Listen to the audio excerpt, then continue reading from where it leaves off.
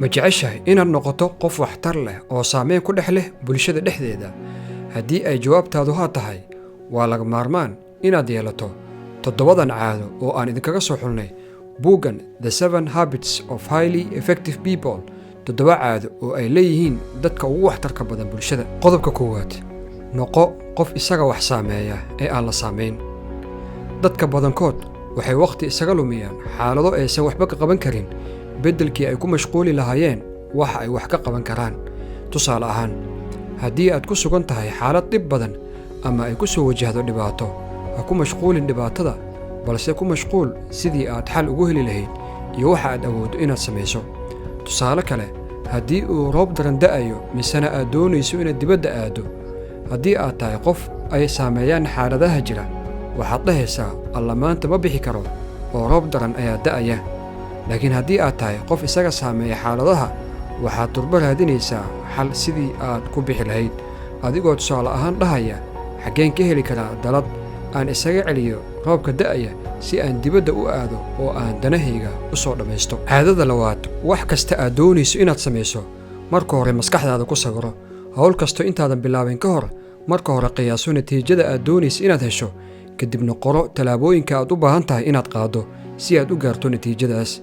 Waayo haddii aadan sidaa yeelin, maskaxdaada diiradda ma saarayso waxa aad doonayso, waxayna kugu mashquulinaysaa waxa kuu dhib yar. Caadada 3, howlaha aad qabanayso siday u kala muhiimsan yihiin u kala horeysii. Sii mudnaanta 1 howsha ugu muhiimsan noloshaada, kadibna iyada ka shaqeey.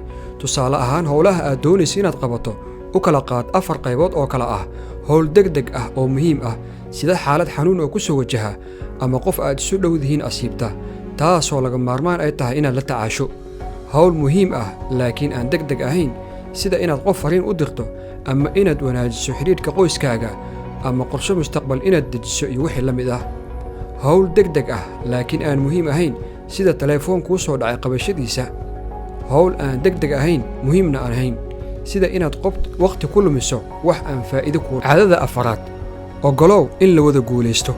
Dadka inta badan nolosha waxay u arkaan tartan, guushana keliya inay ku jirto in qof laga adkaado. Si kastaba ha ahaatee, dadka saameynta ku leh nolosha waxay xiriir qoto dheer la sameeyaan dadka kale, iyagoo tusaya soo dhoweyn iyo naxariis, waxayna jeclaadaan in la wada guulaysto. Xaqiiqdu waxay tahay, marka aad dadka kale u ogolaato inay guulaystaan, ayay adigana guusha nolosha kuu dhowdahay. Caadada 5, ku dadaal inaad dadka fahanto, kadibna adiga lagu fahmo. Dadka keliya waxay ku aaminaan marka ay dareemaan inaad fahantay. Tusaale ahaan, qofka hadalkiisa ha u dhegaysan inaad tala siiso ama aad u jawaab celiso, beddelkeed u dhegayso inaad si dhab ah u fahanto. Caadada 6, la samee dadka kale iskaashi. Sida ugu fudud ee guul lagu gaaro waa inay jiraan dad aad iskaashataan. Si kale, far keligeed fool ma dhaqdo. guushaadu waxay ku xiran tahay inaad soo dhowayso fikradaha dadka kale iyo inaad kaashato xooggooda, aqoontooda iyo caqligooda. Caadada 7, horumari noloshaada. Ma jirto caado guul ku gaarsiin karta haddii aadan daryeelin. Ku dadaal daryeelka 3 dhinac. 1, jirkaaga. daryeel muuqa jirkaaga, samee jimicsi, cun raashin caafimaad leh oo isticmaal wax kasta oo muuqaal ifaya kuu yeelaya.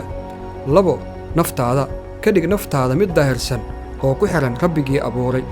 Quraan akhriska wuxuu qayb weyn ka qaataa daryeelka nafta. 3, maskaxdaada. Si aad u kobciso maankaaga, badi wax akhriska, iska yaree daawashada TV-ga iyo isticmaalka baraha bulshada.